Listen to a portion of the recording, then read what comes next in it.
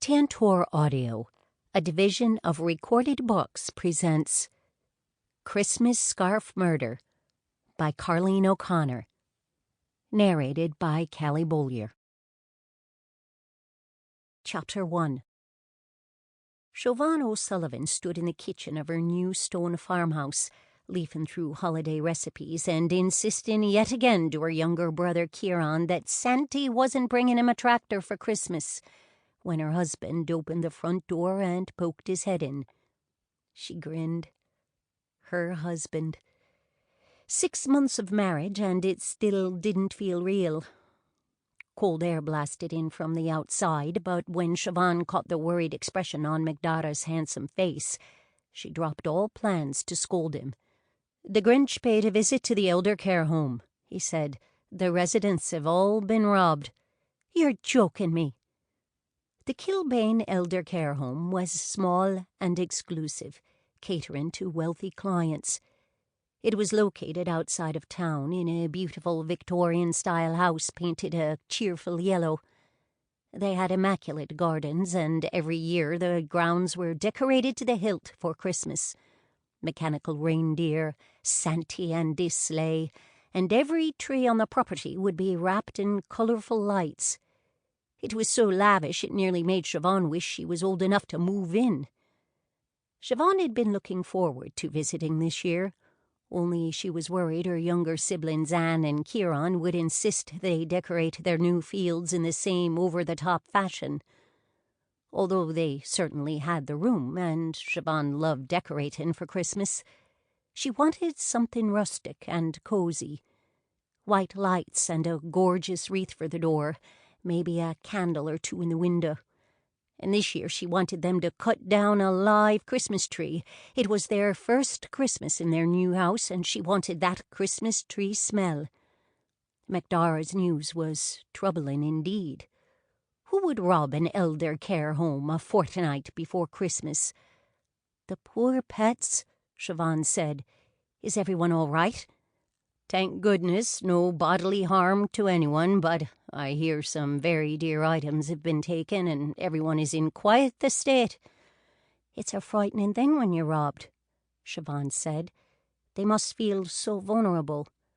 McDora nodded. "I know it's your day off, but nearly everyone is taking their holidays." "Say no more, Detective Sergeant," Siobhan said. "I'll get me uniform on." McDora nodded. "I'll be out here, Garda O'Sullivan." He leaned in for a kiss. "You promised you'd stop doing that before brekkie," Kieran said. "I've lost me appetite. Again?" They broke apart and laughed. "You already had 2 Irish breakfasts," Siobhan said. "It's a good thing I horsed them into me before all the mushy stuff then, isn't it?" Kieran responded. McDora clapped Kieran on the back. Kieran shook his head. "I deserve a tractor for this." Siobhan wished she could bottle this moment, their first Christmas as husband and wife, as a family. The entire brood would fill the house to celebrate, even James, Grania and Owen, Siobhan's siblings who were now independent and free, would camp out for the holidays. Her minor siblings, Anne and Kieran, seemed to be adjusting to living at the farmhouse, and chuffed to the bits that they each had their own room. James, Grania and Owen were still living above the bistro, with a lot more room to spread out. Was it only 7 months since they moved from above their former bistro in town to the farmhouse? The time had flown by. Siobhan's 5 siblings had lived with her ever since their parents had been killed by a drunk driver in a road accident 8 years prior. There were times she wanted to keep them with her forever. Luckily, Owen and James were building a farm-to-table restaurant on their new farm, and Grania was chomping at the bit to help decorate it. Siobhan saw them nearly every day. Family was everything. And yet change was inevitable. But this year they would all be together, and to top it off they had invited their friend Dr. Jean Brady, an esteemed state pathologist, to join them for Christmas dinner. She had let it slip that she was taking the holidays off this year and had lamented not having a big family to share it with. Siobhan was thrilled when she accepted the invitation.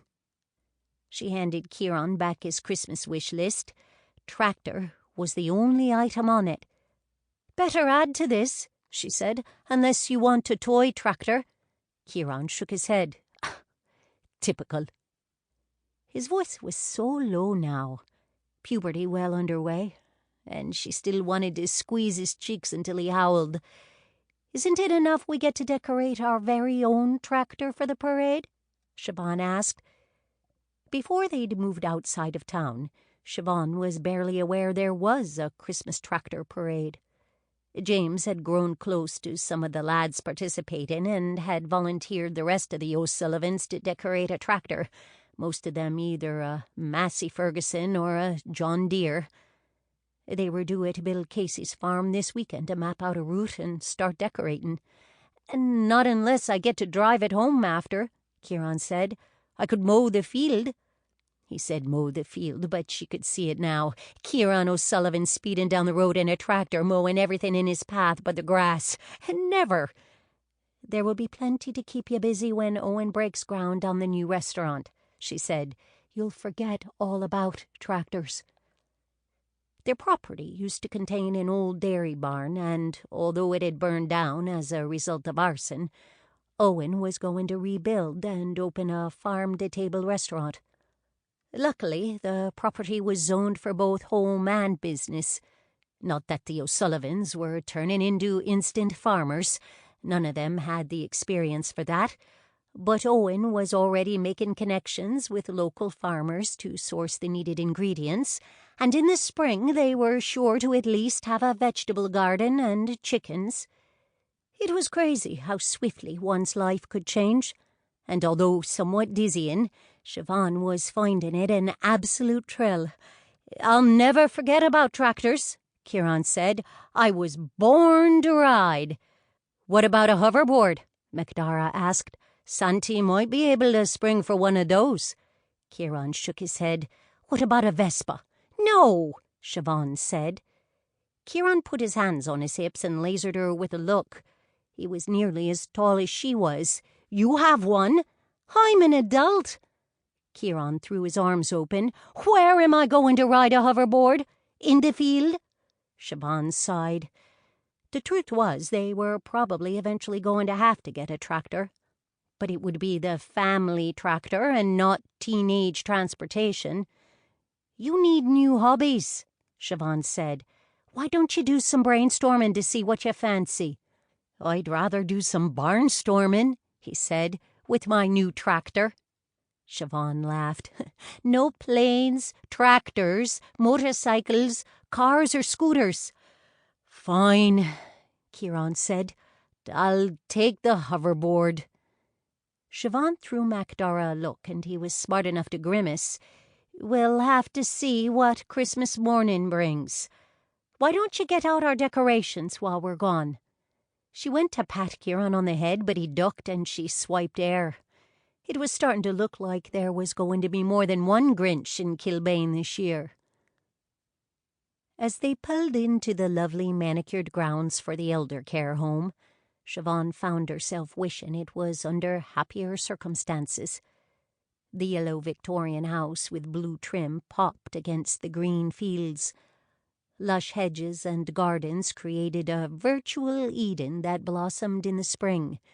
But during the Christmas holidays, the grounds were transformed into a winter wonderland, complete with a snow machine. Everyone was hoping it would snow for real this year, although most likely it would not, and Siobhan had a feeling the snow machine would be on the ready. Lovely paths curved through the gardens, featuring sculptures, bird baths, and benches. A gardener stood near a hedge with clippers, shaping the first row into large candy canes. The residents were so lucky to live in such a magical place. The thought of anyone robbing them infused her with anger.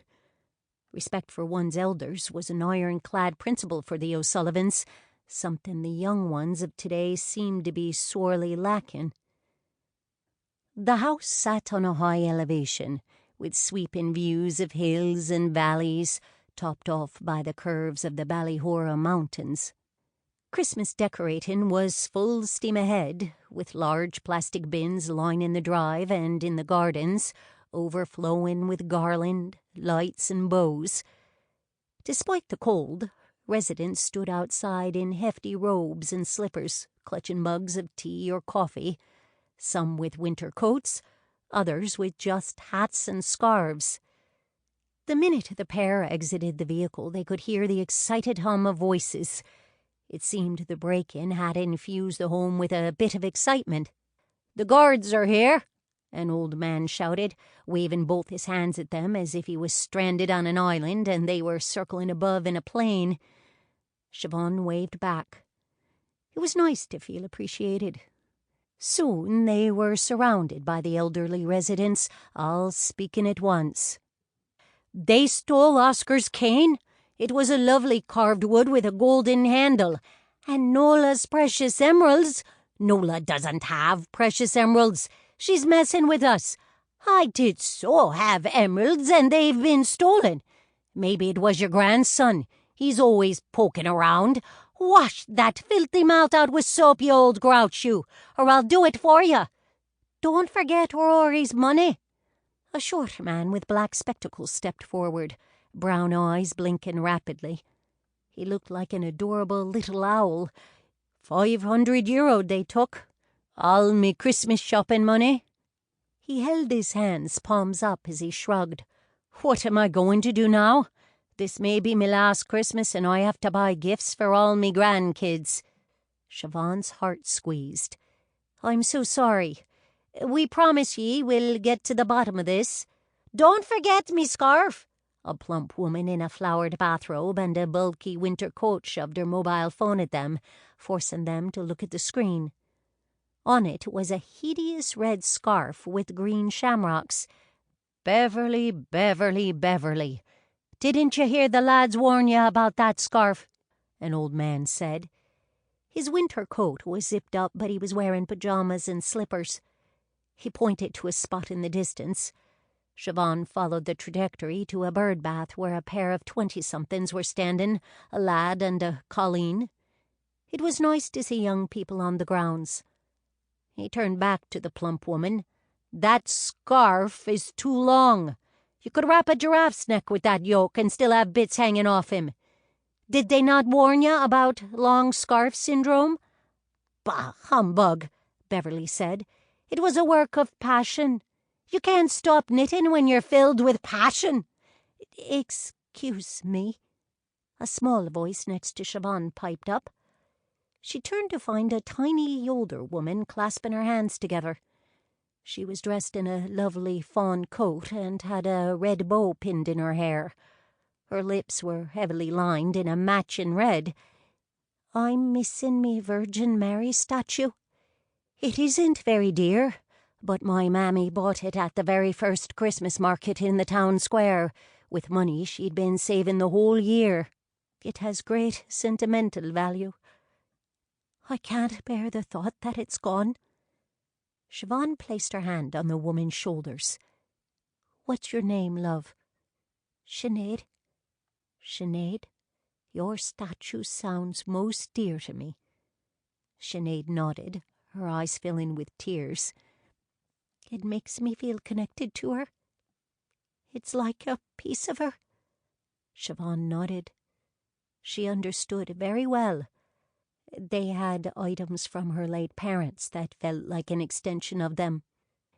"We'll treat your missing statue with the same value we do the missing emeralds." She turned to the crowd. "I promise ye we are going to do everything we can to sort this out." They all started talking at once. "Give us a minute to speak with the director," Siobhan said. "We'll soon have a proper sit-down with each one of you." The residents stopped jabbering and stared, their faces stamped with hope. Siobhan wondered if she should warn them that it's very rare to recover items in a robbery. The thieves could be long gone by now. As they took a step toward the house, an exuberant border collie bounded their way, a small stuffed elf in his mouth. He dropped it at Siobhan's feet and looked up expectantly. "Aren't you a wee dolt?" she said. "That's Max," the man with the black spectacles said. "He's visiting us for the holidays. Insanely intelligent, that dog." "And adorable," Siobhan said, leaning down. "Who's a good boy?" The dog, tongue hanging out, swung its head in MacDora's direction. "Did you see that?" MacDora said. "He's smirking at me." MacDora bent down to pick up the elf. The dog snatched it and laid it at Siobhan's feet. "Cheeky dog," MacDora said. "He only wants you to throw it." Siobhan picked up the elf. "Do you hear that, love? Me husband is jealous of a dog." "I think we might be looking at our thief right here," MacDora said, wagging his finger at the dog. Siobhan laughed, then tossed the elf. The dog bounded after it. MacDora gave her a look. "You're like a magical woodland creature," he said, "beloved by all your subjects." She punched him in the arm. "Sort yourself out. Maybe you'll grow on him." "Look at that complexion," a sweet old woman to her right said, reaching for Siobhan's face. "Like a bowl full of cream. And that gorgeous red hair," another cooed. "You must have all the lads after you." "And all the woodland creatures," MacDora repeated, ducking as Siobhan went in for another swipe. Her hair was really auburn, but it was futile correcting people. Some saw the world in a variety of shades, others couldn't be bothered. Siobhan didn't dare look at MacDora. She knew he was struggling to contain a cheeky response. She'd give it 24 hours before he made a bowl full of cream remark. "What a handsome detective," a woman cooed at MacDora. "How can you catch criminals with that sweet face?"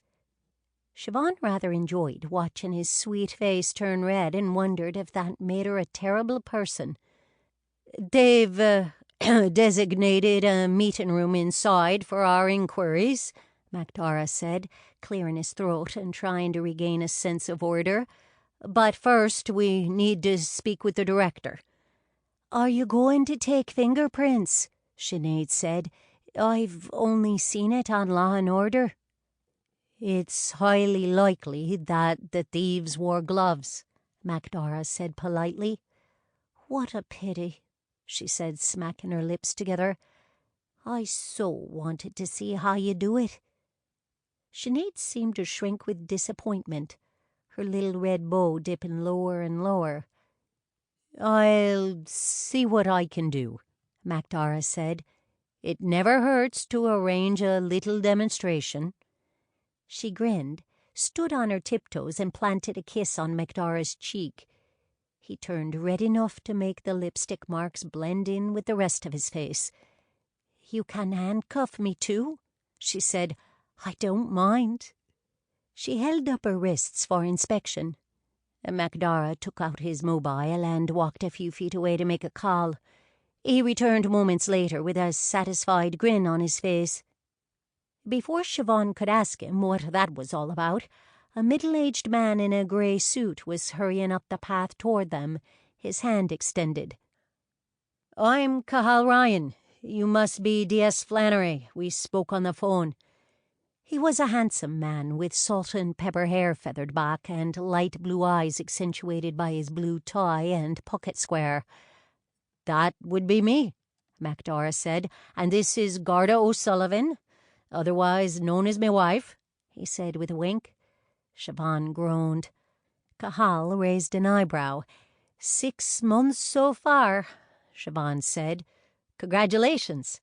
He flashed perfectly straight and white teeth. "So far?" MacDora said. "Do tell us about the break-in," Siobhan said. "Follow me," Cathal said. They headed up the path toward the house and soon stepped onto the grand front porch. More bins were stacked, one on top of the other. Some had their lids off, revealing a mountain of garland and lights. A pair of lads, also in their early 20s, stood nearby, listening to opposing decorating instructions from a nearby cluster of residents. "String 'em up along the roof." "No, not the roof. Are you mad? String them along the windows." "What about the portrait, lads? Do you think ye can manage that?" Max, stuffed elf in his mouth, sat happily watching the hubbub. Cathal nodded to the younger men. "We have a small group of lads from the tractor parade helping us decorate this year." "Grand," Siobhan said. She hated her next thought. It was cynical, but she had a job to do. Could one of them be the thief? There were 4 of them, a lad and a lass by the bird bath and 2 lads on the porch. Were they good-hearted young people, giving their time to their elders at Christmas, or scheming thieves out to swindle them? It was the nature of this job that one had to explore all possibilities. Cathal pointed to the front door. It was made of oak, with a small stained-glass window and a lion knocker. Siobhan loved it. "Isn't this gorgeous?" she said to MacDara, pointing out the lion. "Maybe Santy will bring me something similar." "Maybe you should be happy with your bowl full of cream," MacDara retorted. She gently punched his arm, and he laughed. That hadn't taken long at all. Why hadn't she placed a bet with someone? Potted holly bushes flanked the door, and a pair of glass lamps were situated on either side. She could imagine how gorgeous it looked in the evening, with the flames dancing. "This is the main entrance," Cathal was saying. "There were no signs of a break-in, per se." "When did the robbery occur?" MacDara asked. "Residents only discovered their items missing this morning after breakfast, but we assume it took place yesterday when most of us were on an outing." "An outing?" Siobhan asked. He nodded. "We helped decorate the town square for the Christmas market," he said. "It was a grand day." His grin soon faded, followed by a wretched morning. "Wait," Siobhan said.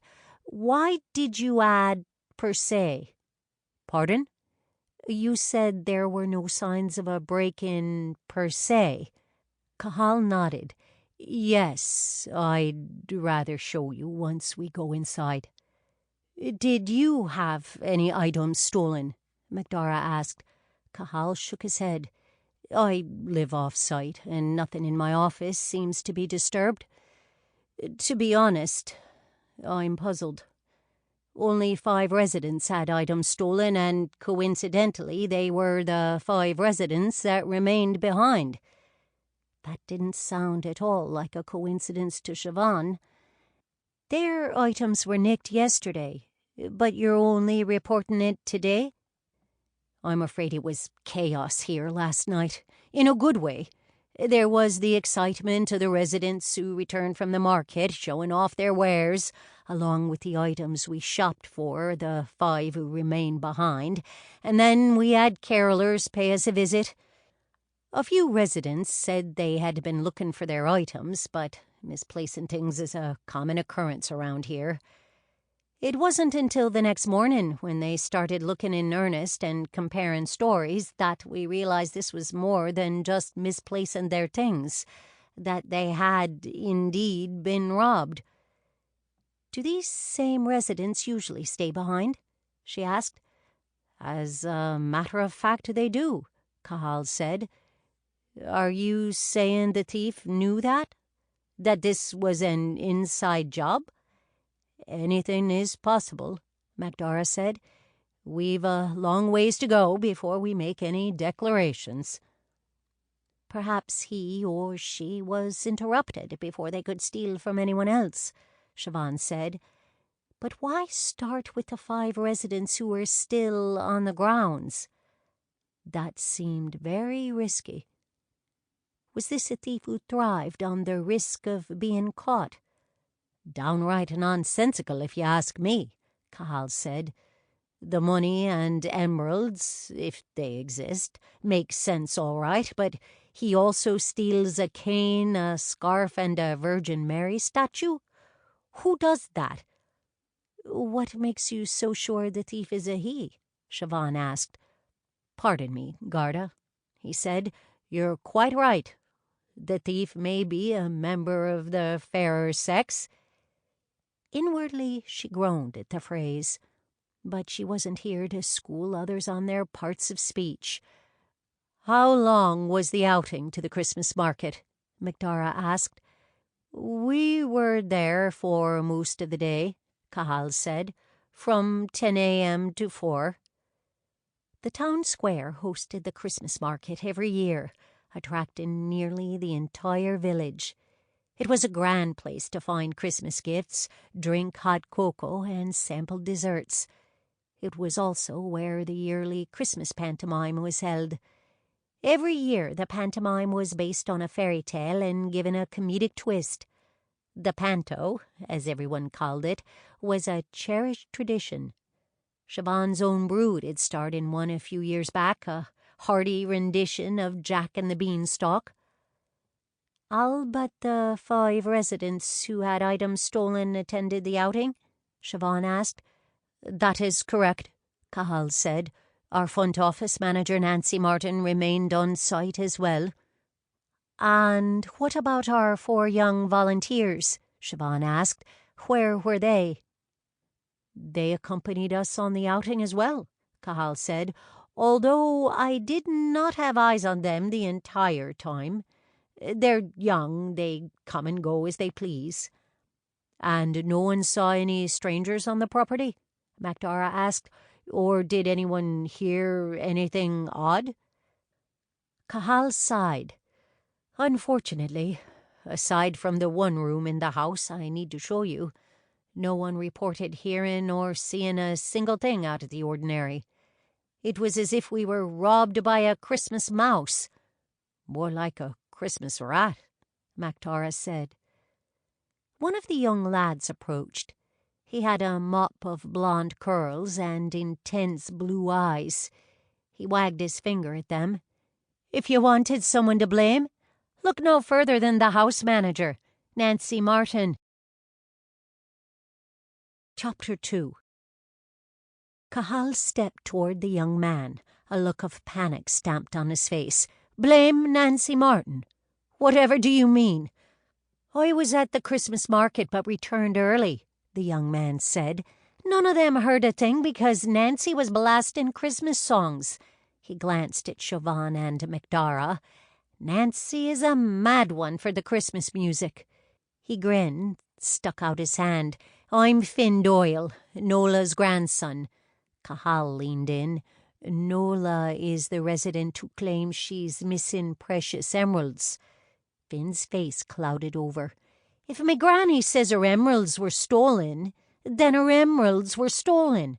Of course," Cathal said. "It's just, none of us have ever seen these emeralds." "I've seen them," Finn said. "We were just arranging to have them valuated." "Then why hasn't she shown them to anyone else?" Cathal asked. "Because they're too valuable to flash around." Finn tapped his forehead with his index finger. He turned to McDara. "That's why she kept them in her safe. And now they're gone." Cathal turned to Siobhan and McDara. "He's right about one thing. Nancy does like to blast her Christmas tunes."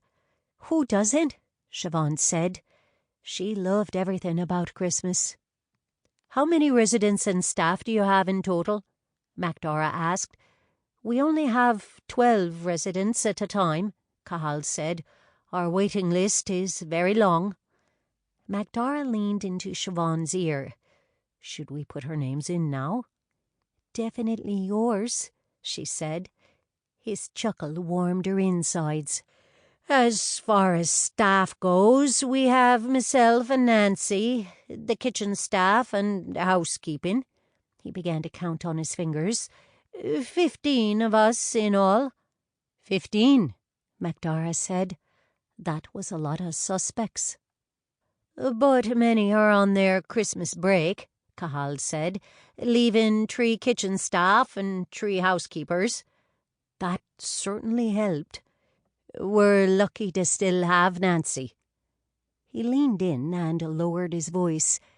Her husband is... Sample complete. Ready to continue?